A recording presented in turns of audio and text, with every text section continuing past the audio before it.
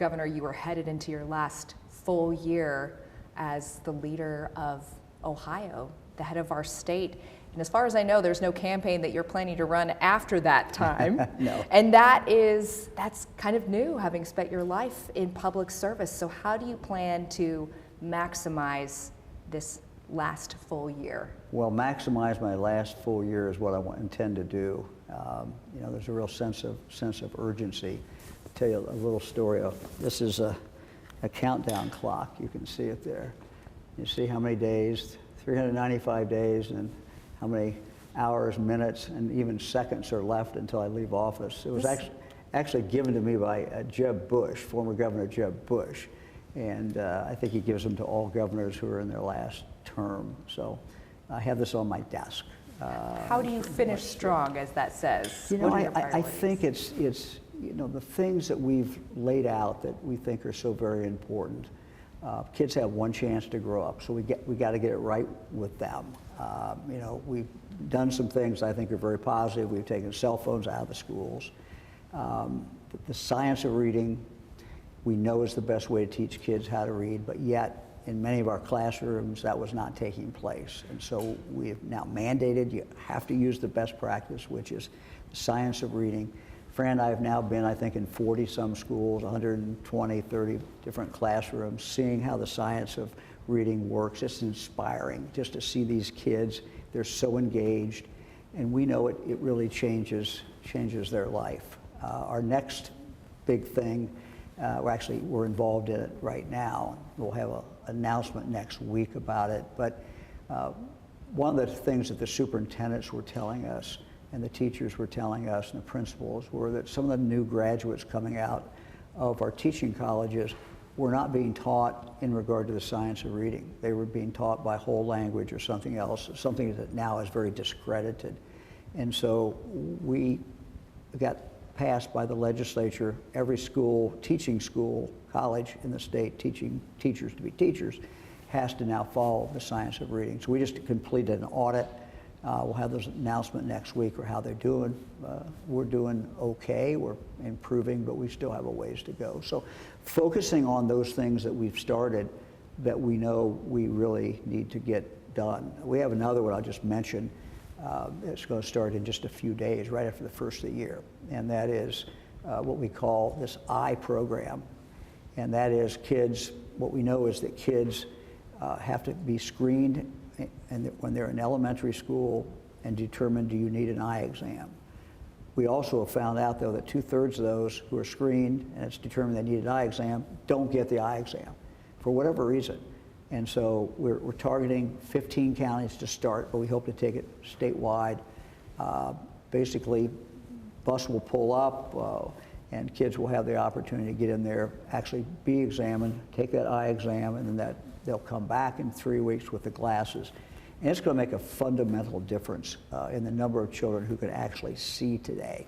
And if we expect them to be able to read, if we expect them to be able to enjoy life and function, they need to be able to see.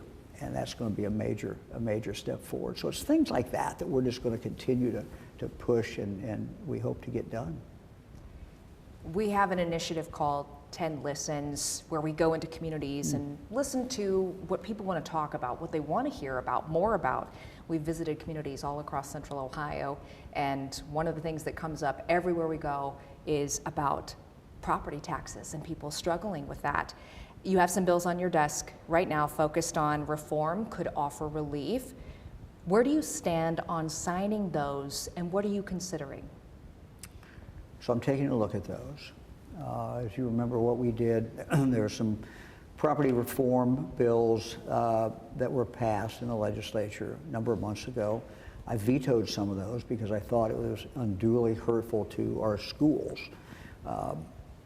Then I put together a working group. We took some educators, but we also took county auditors. We took other people who were also being impacted or seeing how people were being impacted by the real estate taxes. I mean, we have, I'm sure you heard, we have people in this state who've had to move out of their house because they can't pay. They pay their mortgage, it's done, but because the property is going up around them, their taxes are going up and they can't stay in their house because they can't pay the tax. That's wrong. So we try to balance those two things together. So I put that working group together. They came back with recommendations. The legislature then took those recommendations and have come up with 4 separate bills.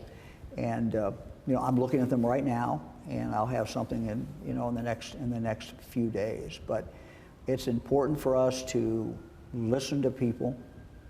One of the attributes of a governor and attributes of anybody in public office is you better be a good listener. And what you're hearing, we're hearing too.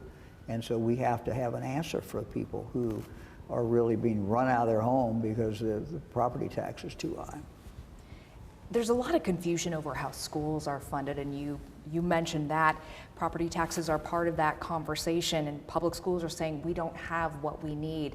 For example, Columbus City Schools right now dealing with a $50 million shortfall in cuts, staff reduction, building closures, and transportation changes. So this is the largest school district in the state saying we don't have what we need, and that they're saying state funding contributed to this shortfall. So what is the state's role in making sure schools have what they need to educate students without leaning on more local levies?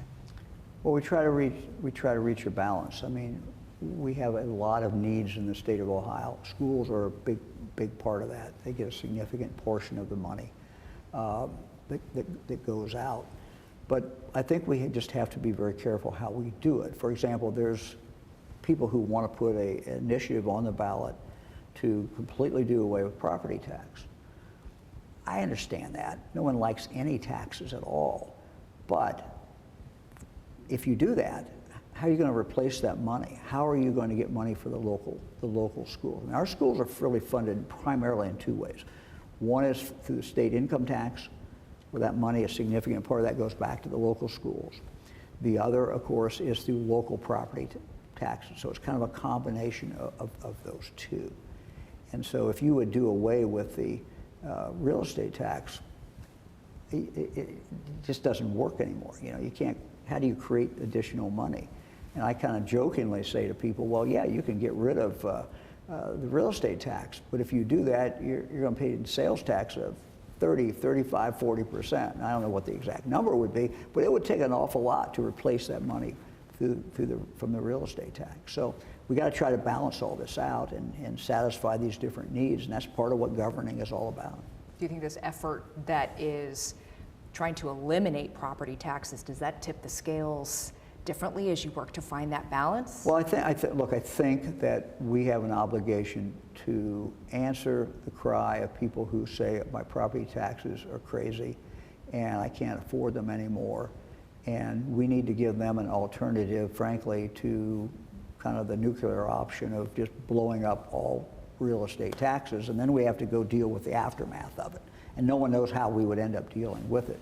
So we have an obligation to come forward with something that's responsible. I don't think doing away with the property tax is responsible, not completely doing away with it. We have to come up with something responsible. So I'm looking at these 4 bills on that basis, and I'll have something, in the next few days about what I'm going to do with those bills. In the next few days. Executions remain paused in our state, and state lawmakers are debating competing bills right now, either to repeal the death penalty altogether or expand how it's carried out. In your final year, what are your plans for capital punishment in Ohio? Well, I'm going to be talking about that. I'm not going to talk about it today, but I'm going to come out with a statement, probably in January, about what I think about capital punishment. I was in the state Senate 40 years ago.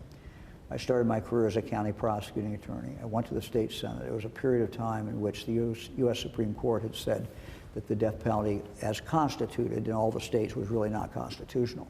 So we had to go back and reframe that. And so actually I was a co-sponsor of the capital punishment bill. But I think, based on my experience for all these years and what I've seen, I have an obligation to state what my position is going forward. Now, whether the legislature goes along with that or whether people do, that's something that we will certainly have to see. But I'll have a statement about that, probably in January. A pause is complicated for the families involved here when we're talking about the victims' families, the incarcerated persons' families. The incarcerated persons is the pause fair to everyone involved? Well, the pause that we instituted came about this way. We had drug companies, we only have legally in Ohio one way of carrying out execution, and that is lethal injection. The drug companies made it very clear with letters to us that if we used any of their drugs involving an execution, that they very well might pull back drugs. They wouldn't sell them to the state. We wouldn't be able to use them in our psychiatric hospitals and our other places where we need those. So they really had us in a position where I did not think we could move forward with an execution. We couldn't get the drugs. And if we did somehow get the drugs and use them, they might pull back drugs that we need for our citizens in the state of Ohio.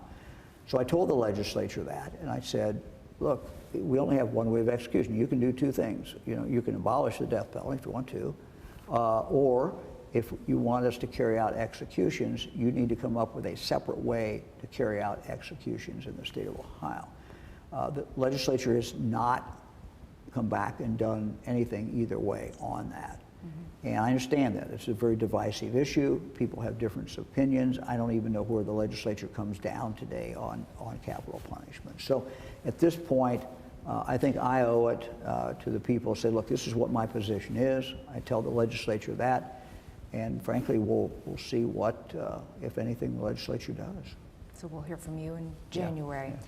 You've been asking state lawmakers to ban intoxicating hemp. We have a bill now, Senate Bill 56. Critics say this bill goes against the will of Ohio voters because of its revisions to the marijuana regulations, but intoxicating hemp is banned. So will you sign this bill? Yes, I'm going to sign the bill. I mean, I've been concerned about this and asking the legislature to take action at least for 2 years. What we have is a situation where people have abused the law. They're selling this intoxicating hemp with a loophole in the law, and there's no regulation of it. So you can walk in, a 9-year-old kid can walk into a gas station and buy intoxicating hemp.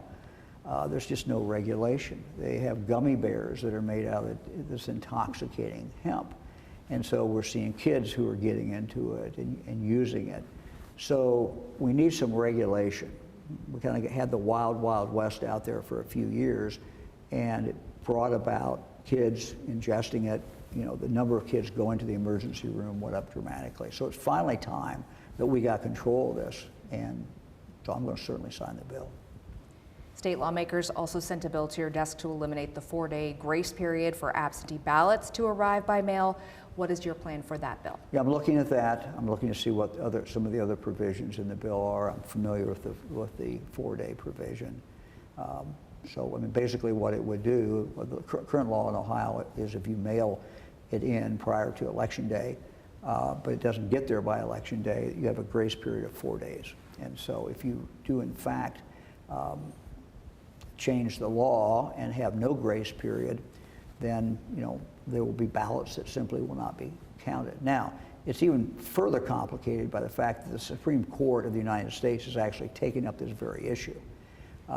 And I've got to look at that, try to figure out maybe what the United States Supreme Court is going to do, because that is the issue before them. Is it constitutional for states to have a period after the election where the ballots can still come in? That's the very question that the Supreme Court is going to be answering. So that will affect how I look at this as well. It's going to be a busy end to the year. Yeah, well, yes, it always is, yeah. In our family, we have something that we ask each other at the end of a trip or a weekend, and we say, well, what was the peak and the pit? So as we wrap up this year with you, how would you define the peak and the pit of your year?